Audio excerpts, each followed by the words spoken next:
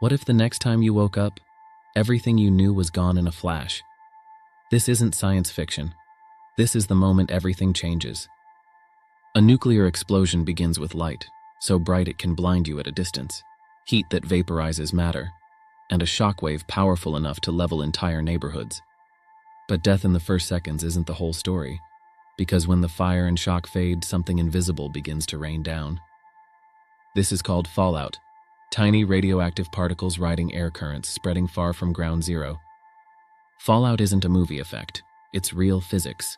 Debris from the blast vaporized and superheated, pulled into sky winds, then pulled back down by gravity.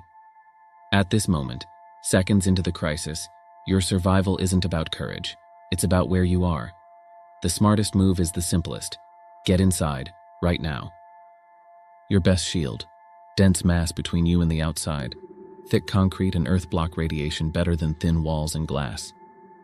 Official alerts may still be your best source of real information. A phone alert, FM radio broadcast, any verified voice telling you where to go. These matter. Because the next phase, the first day after, can be even more dangerous if you leave too soon. You survived the blast. Now comes the decision that decides everything. Within minutes to hours, radioactive fallout begins to land. It looks like dust, like snow, harmless. It isn't. This is when you do not leave. You do not go outside to check on the skyline. You do not drive away through falling debris. The first 24 hours are the most dangerous because radiation levels are at their peak. But here's the science. Radiation drops fast at first. Concrete, brick, earth, they absorb radiation. The more material between you and the outside, the better your odds. The biggest mistake? Leaving too early. Fallout is invisible once it settles. You won't feel it immediately. If you can stay inside for the first full day, your survival odds increase dramatically. But what happens after that first night, when supplies start running low? You made it inside. Good. Now the real discipline begins. For the next 24 hours, you do not leave. Not because you're afraid, but because physics is on your side. If you were outside when fallout began, remove outer clothing immediately. Seal it away from living space. Wash exposed skin with water. No conditioner, just rinse. The best place is underground or in the center of a large building. Stay away from windows. Put as much dense material between you and the outside as possible. Ration water. Preserve battery life. Use flashlights sparingly. Panic wastes resources. Calm thinking preserves them. The hardest part isn't radiation. It's waiting. The silence. The uncertainty. Every instinct will tell you to go look. But by the second day, something important begins to change. Radiation levels start dropping fast. Welcome to day 2. The world as you knew it has changed forever. You survived the first 24 hours.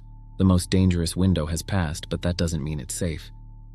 Radiation falls quickly at first. In fact, for every 7-fold increase in time, radiation levels drop by roughly 10-fold. 1 hour after the blast is far more dangerous than 7. 7 hours is far worse than 49. Time becomes your shield. But fallout does not land evenly. Wind patterns create hotspots, areas where radiation lingers longer. By the end of the first week, radiation levels are dramatically lower than day 1. But infrastructure is broken. Power grids fail, supply chains collapse. And then comes the question no one can ignore. When do you finally step outside? 2 weeks later, the moment you've been waiting for has finally arrived. You open the door carefully. The world is still there, but it doesn't feel the same. No traffic, no crowds, no normal sound, just wind. Radiation is lower now, but it's not zero. Dust on the ground may still carry contamination. You move with purpose. Limit your time outside. Avoid disturbing dust. Stay away from damaged structures. Power grids may be down. Stores may be empty. Emergency services overwhelmed. This isn't the end of the explosion. It's the beginning of survival. 1 month later, the shock has faded, but the damage remains. Electric grids struggle. Hospitals operate at capacity.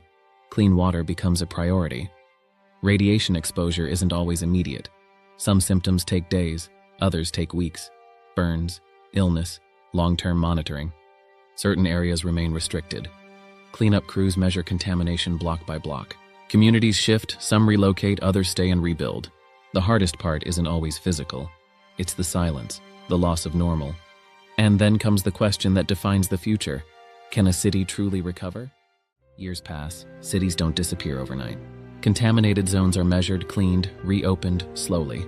Some health effects take years to fully understand. Monitoring continues, research continues. But so does something else, resilience. Humans rebuild. A nuclear explosion changes a city.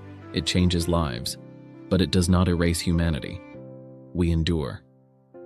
The first 24 hours decide survival. The years after decide who we become. Survival is a moment. Recovery is a choice. If you value calm, factual explorations of complex topics, follow for more.